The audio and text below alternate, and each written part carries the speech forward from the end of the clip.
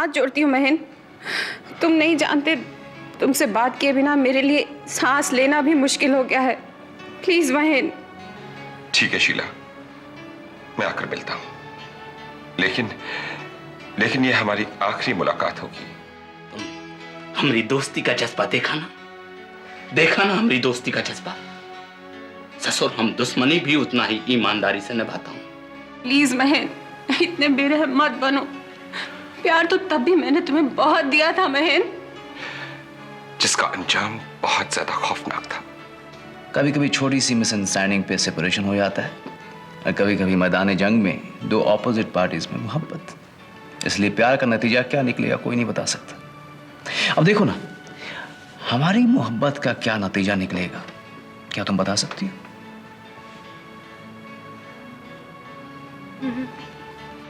अगर वो सिर्फ साजिश होता महन, तो मैं लौट कर तुम्हारे पास क्यों आती? क्यों मेरी आंखों से इस तरह आंसू बहते? और क्यों मैं आते के साथ केडी से डिवोर्स मांगने जाती?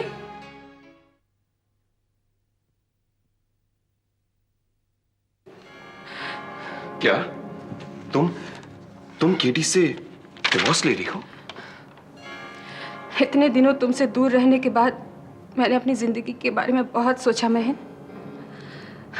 मेरा तुम्हारे पास लौट कर आना सिर्फ जिंदगी को एक और मौका देना है, वरना मेरी अपनी जिंदगी में मेरी कोई दिलचस्पी नहीं है। हाँ, यहाँ आकर एक मकसद जरूर बन गया है, और वो ये कि मेरा चाहे जो भी हो, लेकिन मैं तुम्हारी तबाही जरूर रोकूंगी। मेरी तबाही? देविका एक मीठे जहर का नाम है, जो तुम्हें अंदर ही अंदर खोखला करती जाएगी। उसका तुम्हें अपनी जिंदगी में शामिल करना सिर्फ एक रिवेंज, एक प्रतिशोध है।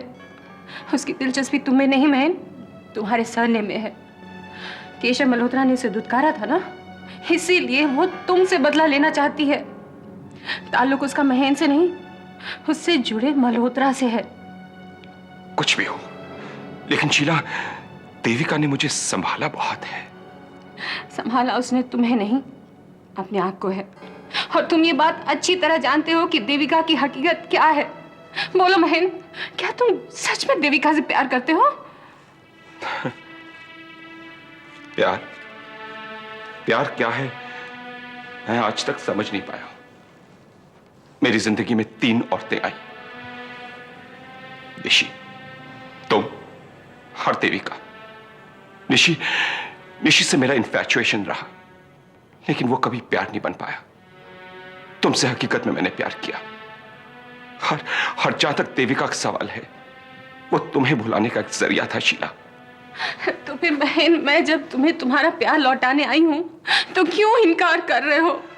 क्या तुम्हें दुख और तकलीफ में रहने की आदत पड़ गई है? बहन, तुम्हें तो यकीन था ना कि अगर हम दोनों साथ होंगे तो खुशियां हमारे पास अपने आप खींची चली आएंगी। बहन, मैं फैसला करके आई हूं। अगर तुमने मुझे कबूल नहीं भी किया ना, तो मौत तो मेरे अपने हाथ में है ना।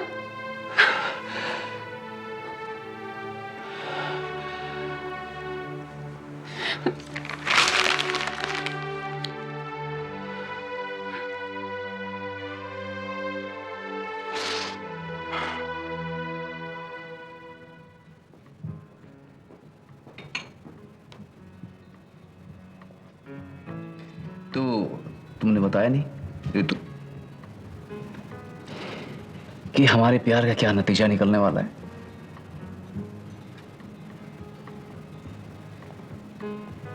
हमारे प्यार की उतनी ही उम्र है जितना लंबा नीतू का केस। Oh really? लेकिन क्यों?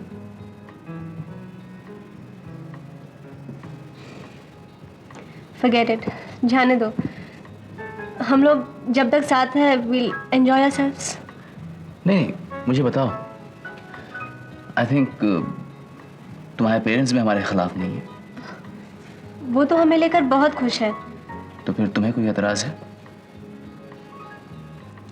सुनील, हमारे प्यार पर सबसे ज्यादा एतराज तुम्हें होने वाला है।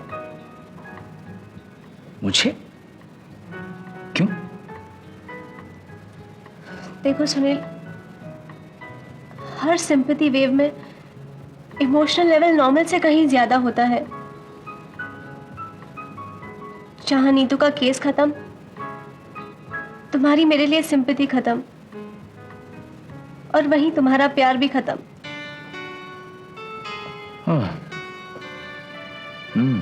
Thanks thanks Ritu, thanks.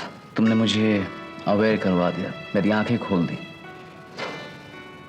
तुमने मुझे बता दिया कि मेरा प्यार तुम्हारे लिए वो प्यार नहीं, सिंपैथी है।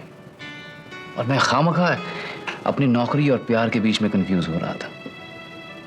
मेरा तुमसे मिलना, डिनर पे आना, ये सब मैं आउट ऑफ सिंपैथी नीतू के केस के लिए कर रहा हूं। यू आर राइट, या राइट।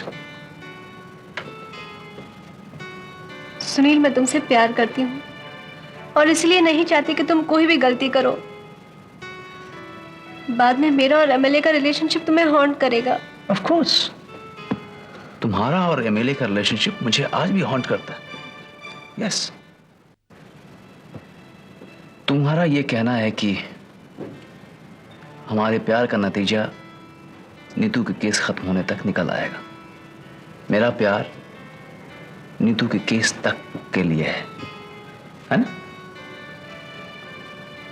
मंदिर जाती हो? या ऑफ कोर्स। यहाँ आसपास कोई मंदिर है? यहीं पास में है। क्यों? उसका पुजारी रिश्वत लेगा रात को मंदिर खोलने के लिए।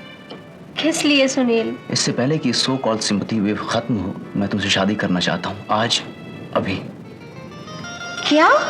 Yes, damn it, yes, I want to marry you. तब से सिंपैथी और सहानुभूति के रट लगाए बैठी। मैं क्या इतना कमजोर हूं कि इतना बड़ा डिसीजन मैं ऐसे ही ले बैठूंगा? मैं तुमसे प्यार करता हूं, तुम्हारे बारे में सब कुछ जानने के बाद भी अब मैं तुमसे शादी करना चाहता हूं। Do you understand? Do you understand that? अब फिर कभी इस ऋतु के लिए बुरा मत सोचना या इसके खिलाफ कोई केस की पैरवी मत करना। मैं हरा दूंगा अच्छों को। माना कि इतना बड़ा लॉयर नहीं हूं मैं, लेकिन इतना छोटा भी नहीं हूं। You understand?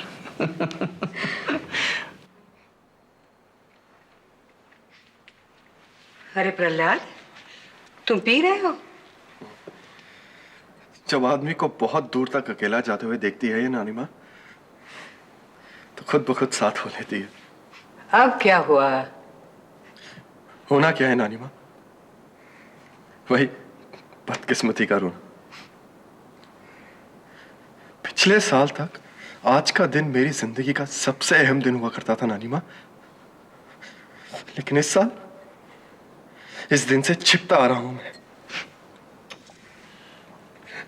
बड़ी बेसब्री से इस दिन का खत्म होने का इंतजार कर रहा हूं मैं। आज का दिन अच्छा है नानी माँ, आप भी भूल गए। आज बबली का जन्मदिन है। बबली का? हाँ, आज बबली का बर्थडे है। कहाँ है वो? ऋषभ के साथ सेलिब्रेट करने गई है। हम दोनों अब उसके लिए जरूरी नहीं रहे नानी माँ। प्रहलाद, बस नानी माँ, बस।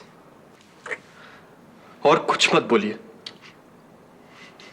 इन बातों से अब दिल नहीं बहलता, नहीं बहलता नानी माँ।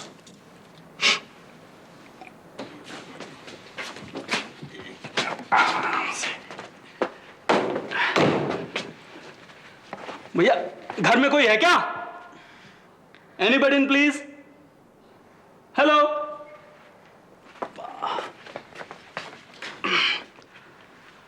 लगता है घर में अकेली रहती है। एक मिनट, आराम से आराम से।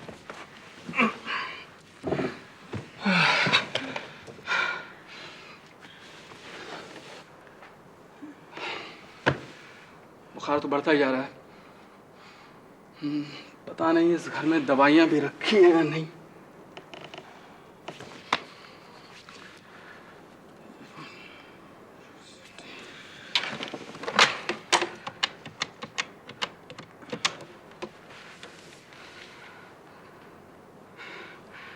Hello doctor Ghosh.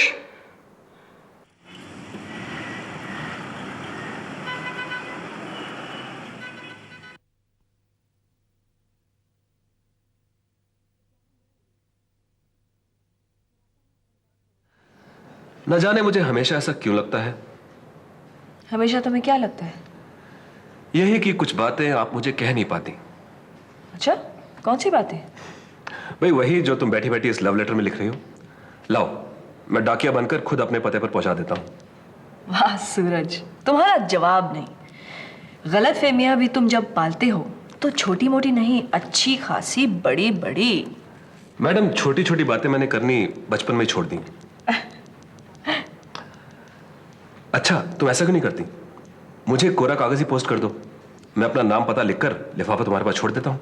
ठीक है, तुम्हारा दिल भी रख लेती हूँ और मौका मिलते ही कोरा कागज तुम्हें पोस्ट कर दिया जाएगा, लेकिन वो मौका 30-40 साल बाद मिलेगा। कमाल है, मुझे हर चीज टाइम से पहले ही मिल जाती है। मैंने सोचा तुम कहोगी अगले जन्म में मिलेगी, पर तुम तो 30-40 साल में ही मान गई। सुल्ताना, वैसे अगले 30-40 साल तुम करती क्या रहोगी? वो तो नहीं मालूम, लेकिन 3 दिन बाद घर पर एक पार्टी रख रही हूँ। पहले एक लिस्ट बनाई थी जो बहुत लंबी हो गई, फिर मैंने सोचा कि सिर्फ मल्होत्रा इंडस्ट्रीज की बोर्ड ऑफ डायरेक्टर्स को ही बुलाऊंगी। पार्टी में जितने कम गेस्ट्स होंगे उतनी ही ज़्यादा इंटीमेसी होगी। सीधा सीधा कहो तो मुझे इनवाइट नहीं करना चाहती। ये रहा तुम्हारा नाम, देखो। और वैसे भी तुम्हें पार्टी पर बुलाने की क्या ज़रूरत होती है? तुम जब बिन बुलाए मेहमान बनकर आते हो तो बहुत अच्छा लगता है। कोई तो हक समझता है। और मिस्टर, पार्टी पर सिर्फ आना ही नहीं है, इंतज़ाम भी करना पड़ेगा। गुलाम हाजिर है। तो मिस्टर गुलाम, बताइए, प्लानिंग शुरू कर दी एक्सपोर्ट बिजनेस की? हाँ सुल्ताना, मैं तुमसे ये डिस्कस करने आया हूँ। मैंने सब फिगर वर्कआउट कर लिए हैं। हमें मल्होत्रा इंडस्ट्री से कम 25 लाख का लोन लेना होगा। इम्पॉसिबल सूरज, मैं मल्होत्रा इंडस्ट्री से लोन हरगिज नहीं लेने वाली हूँ। क्यों? इसमें बुराई क्या है? हम कंपनी के फायदे के लिए पैसा इन्वेस्ट करके 5-6 महीने में सारा लोन रिटर्न कर देंगे विद प्रॉफिट। और अगर लोन रिटर्न नहीं कर पाए, तुम जानते हो अंजाम क्या होगा? स्वेतलाना, 25 लाख कोई बड़ा फिगर तो है नहीं, और तुम तो जानती हो हमारे क्लाइंट्स ऑर्डर लेके बाहर लाइन से खड़े हैं। It's a sure shot profit. लेकिन सूरज आए। स्वेतलाना, इस मर्जर की कामयाबी देखकर सब लोग हैरान हो जाएंगे। And we are not taking any big chances. पैसा लिया, इन्वेस्ट किया और immediate return. You sure? I am 100% certain. ठीक है, मैं लोन की बात चलाती हूँ। ओके।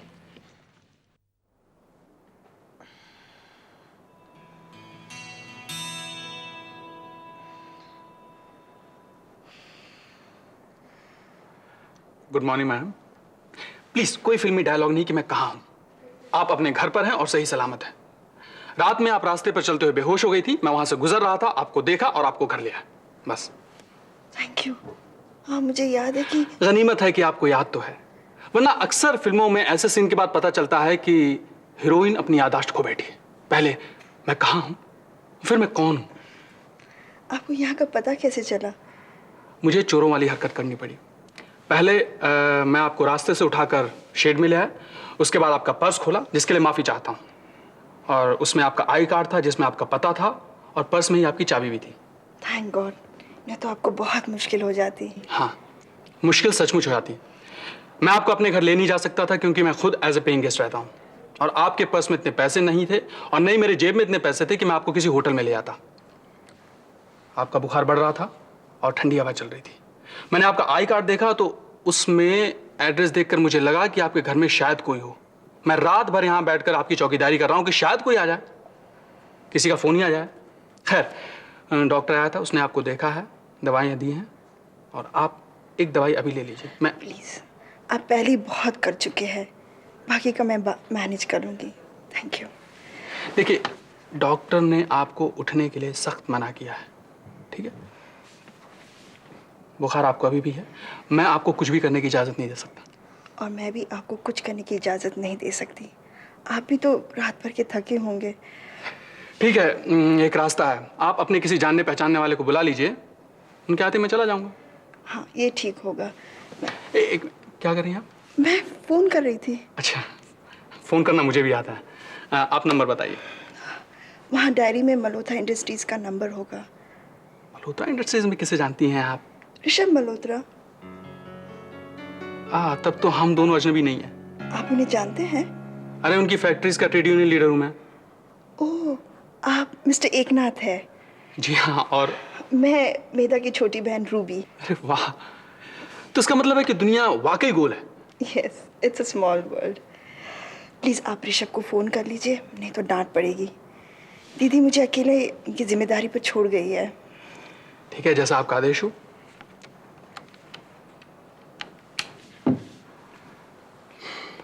यस मिस्टर ऋषभ, मैं एकनाथ बोल रहा हूँ। एकनाथ, तुम? क्या बात है भाई, मुझे कैसे फोन किया? मुझसे क्या काम पड़ गया? अब तुम्हारे सवालों का जवाब देने के लिए एक नई चेयरपर्सन तो दे दी है मैंने तुम्हें। मैंने आपको ऑफिशियल नहीं, पर्सनल लेवल पे फोन किया। रियली?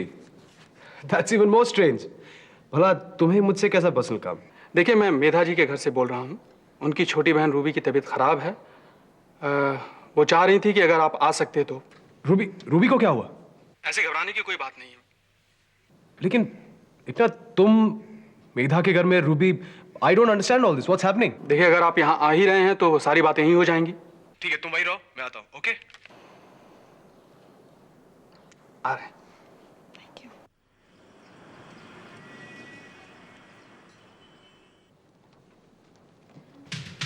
आईना साफ करने से कलंक साफ नहीं हो जाता।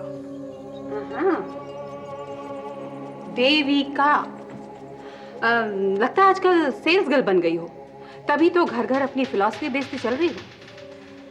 जिस दिन तुम जैसे लोगों के घर बसने लगेंगे, उस दिन इस तरह के फिलोसफर्स भी पैदा हो जाएंगे। जिस दिन ऐसी सर्विस शुरू होगी ना देविका, उस दिन सबसे पहले तुम्हारा घर चुना जाएगा। चलो मिस्टर महेन मल्होत्रा को इस बात का जज बना लेते हैं और फैसला सुनते हैं।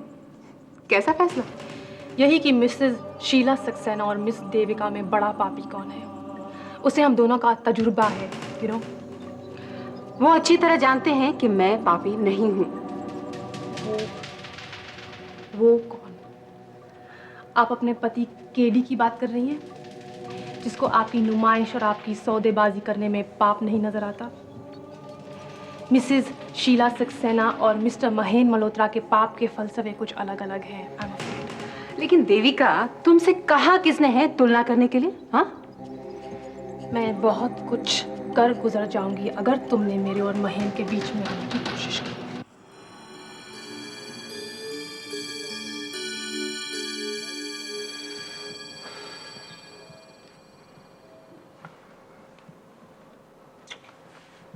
घबराने की कोई बात नहीं है।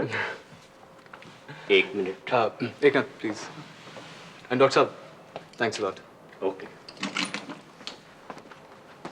देखा, मैं कह रहा था ना घबराने की कोई बात नहीं है, मामूली बुखार है। लेकिन तुम दोनों अब कर दोगी ना लंदन तक बदनाम मुझे। क्यों? जब मेधा को ये पता चलेगा कि उसकी छोटी बहन, चहती छोटी बहन इतनी बीमार है, तो तुमसे ज्यादा वो मुझे डांटेगी। तब दीदी को मत बताना। रूबी, मेधा को तो पता नहीं पड़ेगा। चलो ऐसा करते हैं कि जब तुम पूरी तरह ठीक हो जाओगी, तब उसे ये कह दे कि हमारी रूबी अब बिल्कुल ठीक है। लेकिन साथ ही साथ मैं ये भी कह दूंगा कि अब मुझसे रूबी नहीं संभलती। कोई अच्छा सा गुड्डा देख के इसकी जल्द से जल्द शादी करवा देते हैं, जो उसे बात बहुत कम करे और डांटे बहुत ज्यादा। क्यों? आप जैसा भी विषय मिल जाए वो भी हो जाएगा।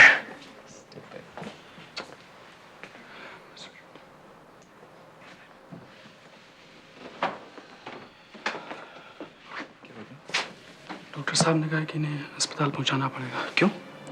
3 दिन से बुखार करना उतरना सीरियस बात है। माय गॉड, मुझे तो लग रहा था ये मामूली बुखार है। कोई बात नहीं, मैं अभी हॉस्पिटल जाता हूँ और एक स्पेशल रूम का इंतजाम करता हूँ। लेकिन प्लीज तब तक तुम उसके साथ रहो। आप चिंता मत कीजिए, मैं इनको देखता हूँ। आप अस्पताल का प्रबंध कीजिए। रूबी, मैं अभी जाकर तुम्हारी दवाएं लेकर आता हूँ, और तब तक तुम प्लीज इस एकनाथ का ख्याल रखना, बहुत नटखट है।